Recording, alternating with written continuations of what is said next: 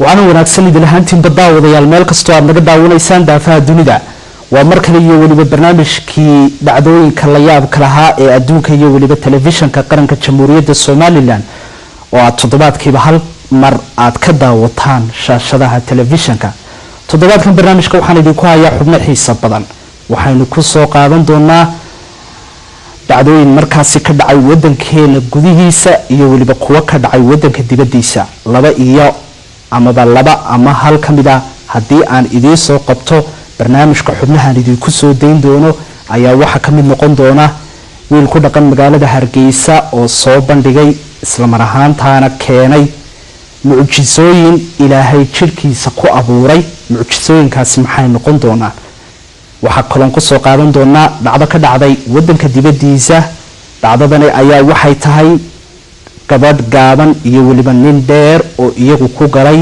buuga dhacdooyinka la yaab kale dharka ay yihiin oo markaasi iyagu isqaba dhacdooyinkaas iyo waliba kuwa kale xiisa badan ayaa nus saac soo socda idin soo deyn doona oo aad ku nasan doontaan ee daawasho wanaagsan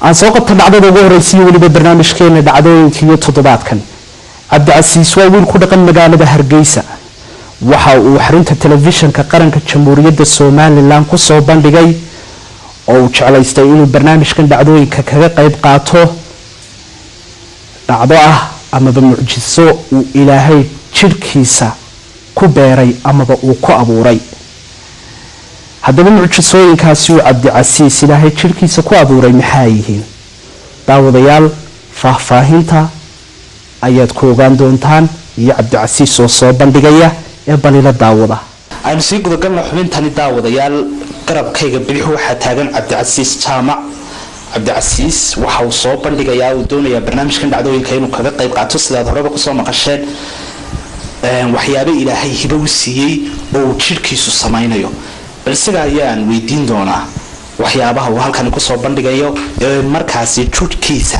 ka suuroobaya Cabdicasiis maxaa soo bandhigaysaa waxaan soo tarnaantii waxaan soo bandhigayaa anoo ku faraxsan laakiin maanta soo istaagan xaga soo istaagay waxaan soo bandhigayaa wax qaab dhismeedkayga jidhka ku saabsan gartay aan guuleed ku weydiiyo waxaan soo bandhigayaa wax Ilaahay hibaysiyo qaab dhismeedkayga jirka ku saabsan maxay yihiin maxaad samaynaysaa jirkaagu muxuu samaynayaa jirkaygu wax adoo rabbaaniye weeyaan mar waxaan iska arkay bari anoo yar baan iska arkay laakiin waan jeclaa inaan soo bandhigo sax waxaad ii sheegtay in intaadan hore marka sidaa far loogu dhaqaajiyay inay dib iskugu noqonayso waxa kaloo ii sheegtay inaad bush up adigoo ka jaray inaad labadaada garab intaas ku keento aad buskud ku jabin karayso waxa soo dhan waa soo bandhigaysaa dadweynuhuna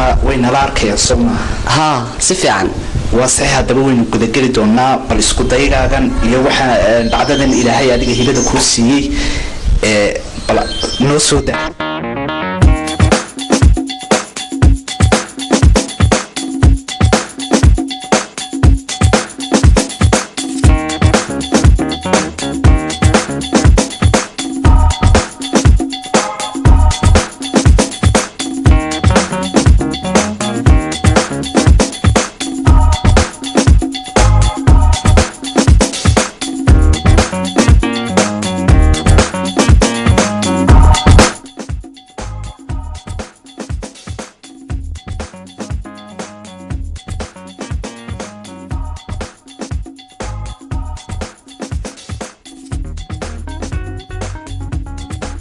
daawadayaal si fiican baad ula socotaan ayaan filayaa guuleed mucjisooyinkaasi rabbaaniga ee Ilaahay siiyay waxaad arkaysaa laabtiisa inuu dib u celinayo isla mar ahaantaana aan qof bini aadan ka suuroobin inuu sidan sameeyo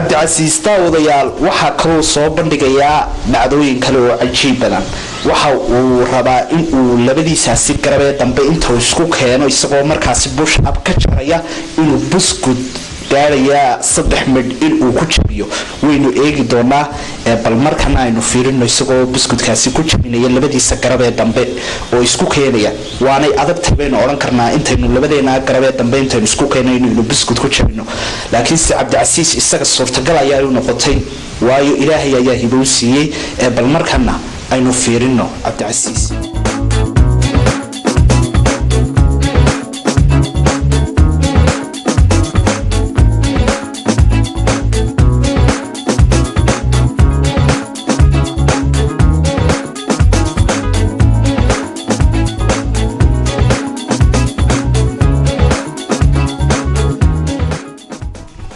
labadiisa garab ayaynu dhex dhigaynaa bal buskudkani waxaynu eegaynaa bal in uu cabdicasiis ku jabiyo labadiisa garab aynu eegno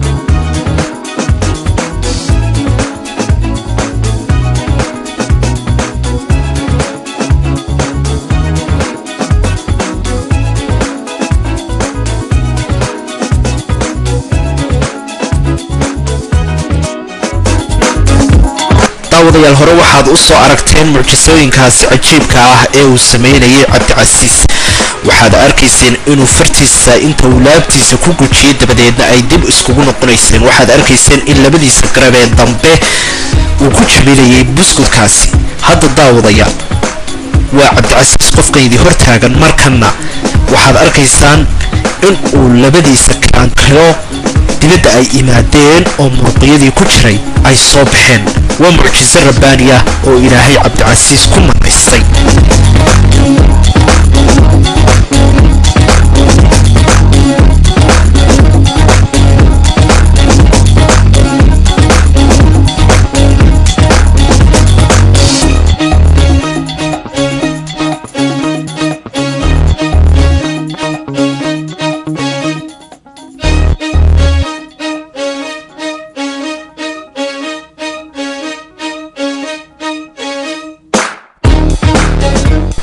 cabdicasiis waxaad ka dhugateen si fiican aad u aragteen isku dayadaas cajiibka badan ee uu soo bandhigay waana qofkii ugu horeeyay ee isagu soo bandhigay mucjisooyin noocan oo kala ah mucjisooyin ku sugan amaba jirkiisu uu leeyahay oo ilaahay ku galladaystay cabdicasiis waxa uu telefishanka qaranka jamhuuriyadda Soomaaliland oo aqoonsaday inuu soo kordhiyay amaba uu soo bandhigay markaasi dhacdo amaba mucjiso jirkiisa ku duugnayd sidaasna waxa loogu aqoonsaday dadka la yimaada mucjisooyinka la yaabka badan aynu intaasi kaga nimaano waxaad arkayseen cabdicasiis daawadayaal waxyaabahaasi mucjisada ah ee uu soo bandhigay waxaad arkayseen inuu fartiisa marka uu laabtiisaasi ku dhaqaajiyo ay dib iskugu dhacaysay waxaad arkayseen kaankooyinkiisa sida uu soo saaray waxa kaloo arkayseen in labadiisaasi ee garab ee dambe uu ku jabiyay buskudkaasi 3 buskud dhamaa daawade haddii aad hayso isku day mucjiso amaba waxaad hibo u leedahay oo aad jeceshahay in aad u soo bandhigto dadweynaha waxaad nagala soo xiriiri kartaa ciwaanka iyo weliba nambarka shaashada kaaga muuqda annaguna waxaanu ballan qaadaynaa inaanu halkan kaaga sii dayn doono oo aanu dadweynaha u bandhigi doono haddii allaha awoodda la idmo aynu intaasi kaga nimaano dhacdadaasi ka dhacday waddankeena gudihiisa bal hadda waxaynu aadi doonaa waddanada dibadda dhacdooyinka lagu soo bandhigay 4 wiil iyo gabadh ayaa ku tartamaya dhacdo ah in ay biinti ku socdaan oo ay ku gaadhaan meel masaafadeedu dhan tahay 50 mitir waxaana la eegi doonaa kooda waqtiga ugu yar ku gaadha masaafadaasi 50 mitir ah iyagoo markaasi indhaha ka xidhan oo loo geliyay muraayad aad u madow oo aanay waxba ka arkayn bal haddaba ka guulaysta ee waqtiga ugu yar ku gaadha masaafadaasi 50 mitir ayaynu jaleeci doonaa ee dhacdadan daawasho wanaagsan dhacdadan daawadayaal waxaa ku wada tartamaya gruubkan dadka ee aad arkaysaan 4 wiil iyo waliba gabadhani waxay rabaan in iyagoo markaasi indhahoodu ay xidhan yihiin amaba indhaha ku xidhan muraayad madow oo aanay sidaasi waxba uga arkayn in ay beat ku gaadhaan masaafo aad u dheer haddaba World Genius Recordku waxa uu ka rabaa dadkani inay ugu yaraan iyaga oo markaasi beat isku laba rogaya ama ku socda isla mar ahaantaasina muraayadaasi aanay waxba ka arkayn xidhan ay gaadhaan meel masaafadoodu dhan tahay 50 mitir waxaana la rabaa oo la eegi doona kooda ku gaadha waqtiga ugu yar 50 mitir isaga oo beatinaya ama islaba rogaya waxaana laga rabaa ugu yaraan inay ku gaadhaan waqti dhan 45 second dhacdadan aad ka cajiibka badan 4 wiil iyo gabadhani ayaynu eegi doonaa daawadayaalkooda guuleysta ee isagu noqdo qofka ku guuleysta abaalmarinta uu buugan dhacdooyinka la yaab kala bixiyo ee daawasho wanaagsan. Are you ready? Yes. Let's begin. All right, guys, good luck. Blackout goggles, they will be totally blind. On your mark, get set, go! And they're off. Oh, look at this. Second on the way. Oh, Lewis. Heads up, man. Heads up, you're train. Stewart, heads up. Chaos outside the Guinness World Records arena. The fastest 50 meters doing cartwheels whilst blindfolded. Heads up, man. Heads up, you're on track. Stewart, heads up. Ben's back on track. And Sergey's made it across. The rest of the field are... daawadayaal si fiican baad ula socotaan waxaad arkaysaan in raggani qaar ay kaba baxeen bakhadkii loogu talagalay iska daa inay gaadhaan bal aynu eegno gunaanadka. Larry looks too dizzy to continue. And maybe he can borrow a bucket from the Ghost Pepper guys. But Lewis has removed his goggles. He is out. And Sue is, she's circumventing. She's now stuck in one corner. Hey, oh. Easy, Sue. Somebody help Sue! Poor Sue. She's gonna end up in the highway. Sue coming down the outside, but she's finally going straight. Lewis coaching Larry. Oh, so close. Oh, Kenny. Across the line. Here comes Sue on the other side. There we go. Challenges. Sue veers off to the right, beginning of a long and winding journey. Ben went straight through the crowd and collided with Dan and Stewart. Lewis and Larry went in opposite directions but met on the sideline. Amid all that, the highlight was almost overlooked. There, at the upper middle of the screen, we see Sergey fall just straight past to the finish line. Sergey is the only one who even came close, so let's see if he was fast enough for a Guinness World Record. So Dmitriev, to achieve the Guinness World Record title, you have to cover the 50 meters cartwheeling blindfolded in under 45 seconds. You completed the course in 15.75 seconds. And that's a new Guinness World Record! daawadayaal dhacdadan ay ku wada tartamayeen 4 wiil iyo gabadhani sidaad arkayseen waxa laga rabay in ay iyagoo isrogaya amaba beatinaya ay gaadhaan meel masaafadeedu dhan tahay 50 mitir amaba 50 tallaabo waxaana la eegayay kooda waqtiga ugu yar ku gaadha waxaana laga rabay ugu yaraan inay ku gaadhaan oo midkood ku gaadho waqti gaadhaya 45 ilbiriqsi amaba sakan. Mr. Nicho ayaa lagu magacaabaa ninka isagu dhacdadan ku guuleystay ee kaga guuleystay dadkan kale ee la tartamayay waxa uu masaafadan dhamayd 50 mitir isagoo beatinaya ku gaadhay waqti dhan 15 ilbiriqsi ama 15 sakan waxaana laga rabay ugu yaraan inuu ku gaadho 45 waxaad arkaysaan qadarka uu ka yareeyay sidaas ayaa ku galay World Genius Recordka uu kaga guuleystay gruubkii kale amaba dadkii kale ee la tartamayay dhacdadanna waxay noqotay mid si caalami ah looga aqoonsado dunida guudkeeda.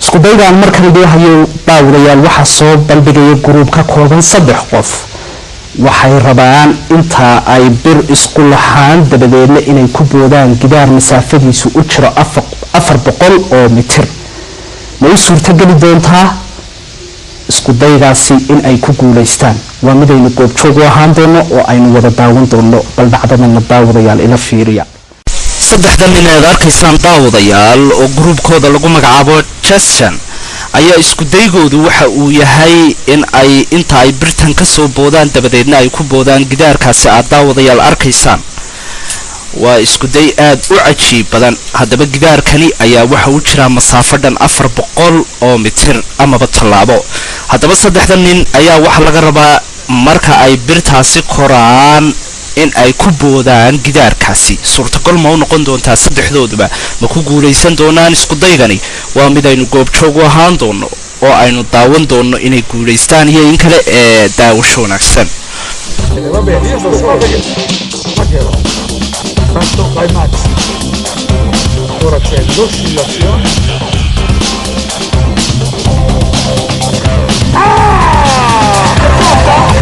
È fatta!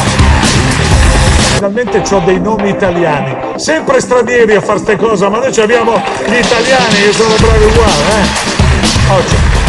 Lancio! E... Volo, ce l'ha fatta, Visto che tutti e tre battano il record, Ma che spettacolo! Via! A quanto lo portiamo? Io proporrei di aumentare la distanza. Dai, portiamolo! A 4 metri. Come facciamo? Portiamo indietro la Baradà? A quello? E questa volta è Made in Italy! Ci vediamo!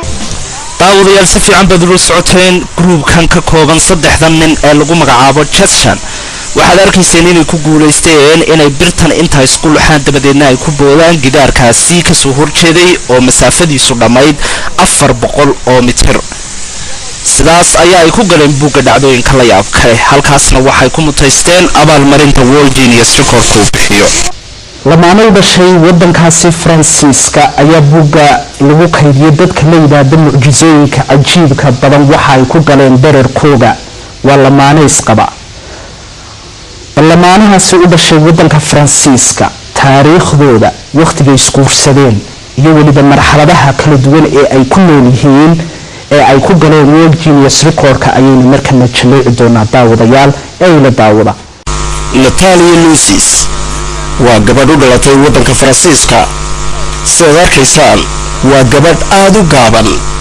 waxay la socotaa ninkeedii Fabien Britio oo isla Faransiiska u dhashay waa laba qof oo runtii aad u kala dheer amaba u kala gaaban waxay iskuursadeen sanadkii 1990kii ilaa iyo haatan waa isqabaan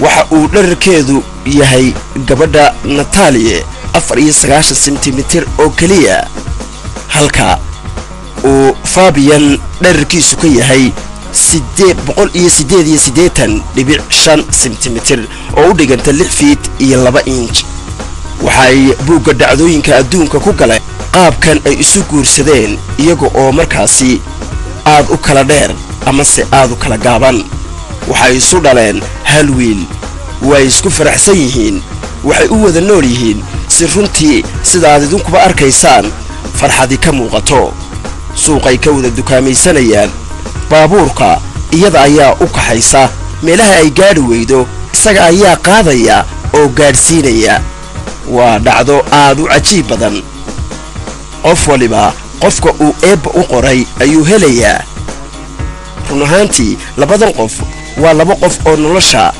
aad iyo aad u wadaagay oo muddo badan wadaagay laga soo bilaabo 1990kii ilaa 2016 hal wiil ayay dhalaan sidaan horeba idinku sheegay waxaanay kala weyn yihiin 2 sano oo keliya oo ay gabadhu ka weyn tahay ninka.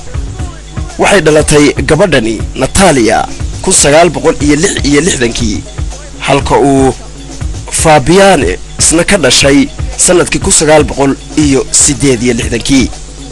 2 sano oo keliya ayay ka weyn tahay. runtii waa arrin aad iyo aad u cajaa'ib badan. sidaasi ayaanay ku galeen buugga dhacdooyinka dunida.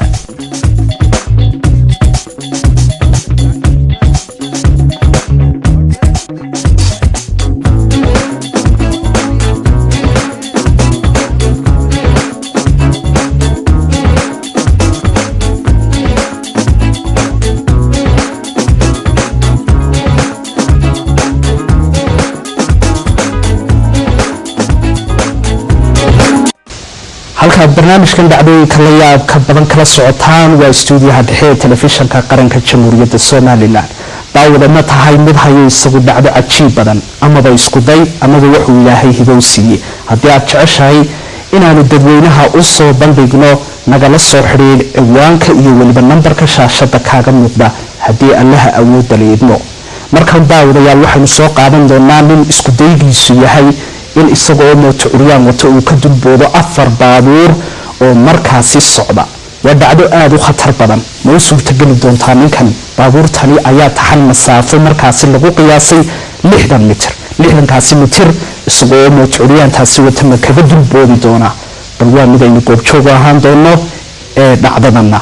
daawasho wanaagsan. Okay, Mr. Elkin, sir. You are about to attempt the Guinness World Record for the longest moving quad bike jump. Yes, sir. So to achieve the Guinness World Record title, Mr. Elkins, you must jump further than 60 feet. No problem. Okay, well if you are ready, we will begin the attempt. All right, let's do it. Mr. Elkin ayaa lagu magacaabaa daawadayaal ninka isku dayaya dhacdadan cajiibka badan isla mar ahaantaana khatarteeda xambaarsan.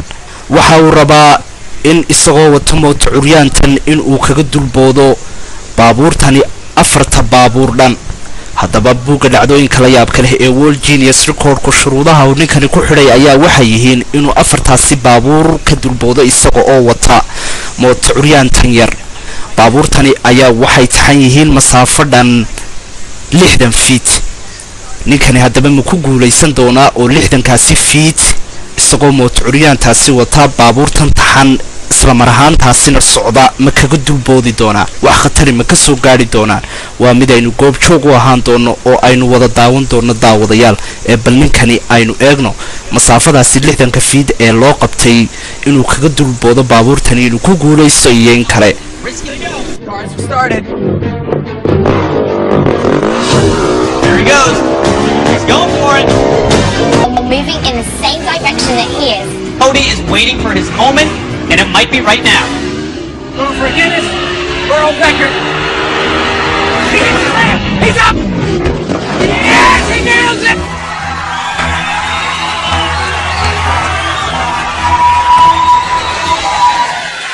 Cody hit that ramp at full speed. He's carried right over the cars.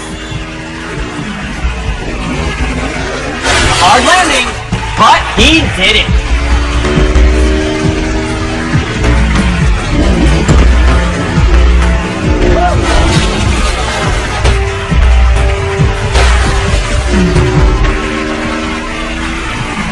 All right, Cody. Mr. Elkin. Yes, sir. You just attempted the Guinness World Record for the longest moving quad bike jump. Yep. To achieve the Guinness World Record title, you had to clear at least 60 feet. Mr. Elkins, the distance you jumped, 73 feet, 4.5 inches. Yes! There you go. Take the certificate. Thank you very much. Elkin ninka lagu magacaabo daawadayaal shuruudaha lagu xidhay waxay ahaayeen in uu 4 baabuur ee socda ka dulboodo baabuurtani oo taxnaa masaafo dhan 60 feet. ninkani waa uu ka dulbooday wax khatarina kama ay soo gaarin daawadayaal isagoo masaafadaasina masaafo ka sii badan markaasi ay mootadaasi kula dhacday amaba uu gaarsiiyay 60kaasi feet waa uu kormariyay oo waxa uu gaarsiiyay masaafo dhan 73 feet sidaas ayaa ku galay buugga dhacdooyinka la yaabka leh dhacdadanna waxay noqotay mid laga diiwaangeliyay World Genius Record-ka. Hardware over there, you get a trophy too. Now it's official. Dude, I'm so pumped to live. Thank you guys so much. Oh, congratulations, bud. Hey, come on here, people, show him some love. You think you got what it takes? Join us next week on Guinness World Records. On Guinness.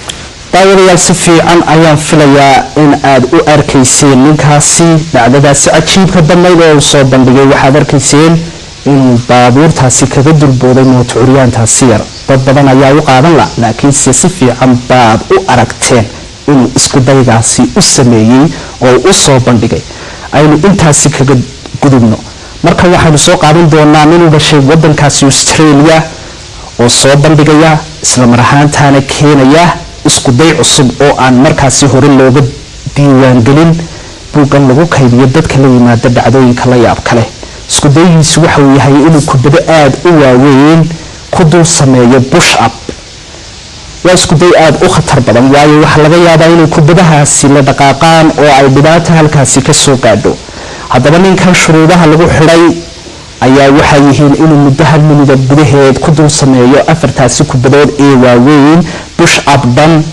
25 jeer bal ninkan u dhashay wadankaasi Australia iyo isku daygiisana daawadayaal ila fiiriya iyo sida uu samaynayo Neil ninkan lagu magacaaba waxa uu dhashay wadankaasi Australia isku daygan waxa uu ku soo bandhigayaa wadankaasi indhayarta ee China waxa uu rabaa inuu kubadahan aadka u waaweyn dushooda ku sameeyo push up haddaba dhacdadan ayaynu eegi doonaa iyo ninkani waa mid aad u khatar badan daawaday hay isku dayin dhacdooyinka noocan oo kala ah haddaba ninkani World Genius Record-ku waxa uu ka rabaa muddo hal minida in uu push up ku dul sameeyo kubadahani waaweyn waxaana laga rabaa halkaasi minid gudaheed ugu yaraan inuu ku sameeyo push up gaadhaysa 25 xabo bal waxaynu eegi doonaa ninkani inuu isku daygani ku guuleysto waxa kaloo aynu eegi doonaa inay wax dhibi ka soo gaadhaan waayo waxa laga yaabaa inay kubadahaasi la ordaan bal dhacdadan cajiibka badan iyo ninkan u dhashay wadankaasi Australiana daawasho wanaagsan. Okay, so whenever you're ready, I will count you in as soon as you're in position. Okay, so 3, 2, 1, go! 1、2、太标准了，这不会高。 4、5、6、7、8、9。 daawadayaal si fiican baad ula socotaan ninkani inuu push up tan ku dul samaynayo kubadahani aadka u waaweyn wax khatar weli kama soo gaadhin halkaas minidee loo qabtay ayaynu eegi doonaa inuu ku guuleysto inuu 25 jeer ka jiro push up taasi isagoo kubadahani dul saaran ee bal aynu eegno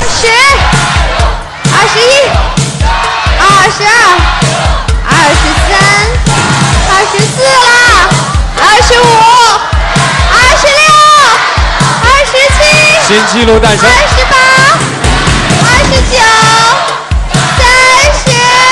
5, 4, 3, 2, 1, stop. OK。31。再次的把掌声送给第一位来自澳大利亚的夫妻。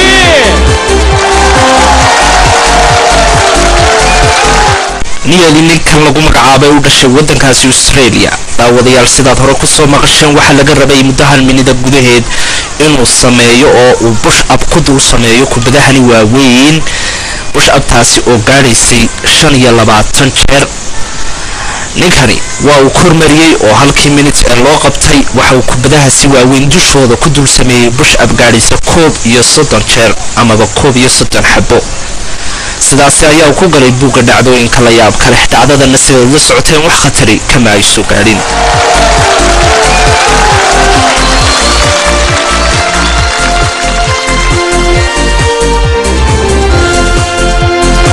aynu intaasi kaga nimaadno isku daygaasi ninkaasi u dhashay wadanka Australia uu ku guuleystay waxaan soo gaarnay dhacdadii ugu dambeysay iyo weliba barnaamijkeena dhacdooyinka la yaab kale iyo toddobaadkan dhacdadani waxaynu ku soo qaadan doonaa nin u dhashay wadankaasi Mareykanka oo baabuurta waaweyn ee xamuulka iskaga tallaabin doona laba buurood waa dhacdo aad badan markay maqlaan ula yaabayaan sidoo iskaga tallaabinayaa sidee suurtagal u tahay faahfaahinta dhacdadan ayaynu ku ogaan doonaa daawadayaal ee daawasho wanaagsan. master Greg ayaa lagu magacaabay isku dayga ninka soo bandhigaya waxa uu dhashay wadankaasi Mareykanka. wuxuu soo bandhigayaa isku day aad u khatar badan. baabuurta waaweyn ee xamuulka ayaa uu rabaa in uu buur inta uu ka soo ordisiiyo in uu tukale ku boodo. waa dhacdo aad u khatar badan. bal haddaba ninkani ayaynu eegi doonaa. labadaasi buurood ee uu baabuurkani iskaga tallaabinaya ayaa waxay isku jiraan 50 mitir oo u dhiganta 116 feet. bal haddaba isku daygan aynu daawano.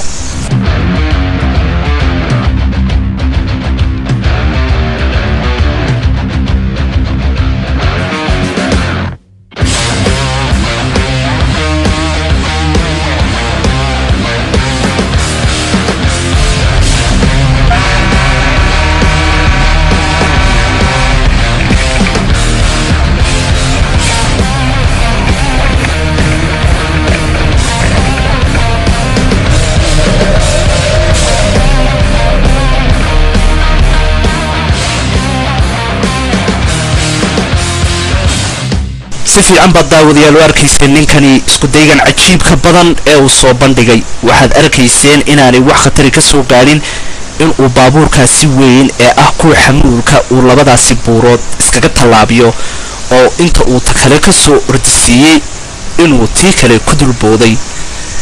sidaas ayaa uu ninkani ku galay buugga dhacdooyinka la yaab kale. baabuurkanna waxau iskaga tallaabiyey masaafo dhan 50 mitir. halkaasna waxa uu ku qaatay abaalmarinta World Genius Recordku uu siiyo dadka iyagu la yimaada dhacdooyinka cajiibka badan. intaasi daawadayaal waxaan ku soo afmeerayaa barnaamijkii dhacdooyinka la yaabka lahaa ee telefishanka qaranka jamhuuriyadda Somaliland. barnaamij lamida intaynu iskugu iman doono daawadayaal dhanka kamarada iyo lightinka waxay noogu howlanaa Cabdi Cumar Jibriil. anigoo Jamaal Axmed Naasir ayaa barnaamijka halkan idinka soo talinayay.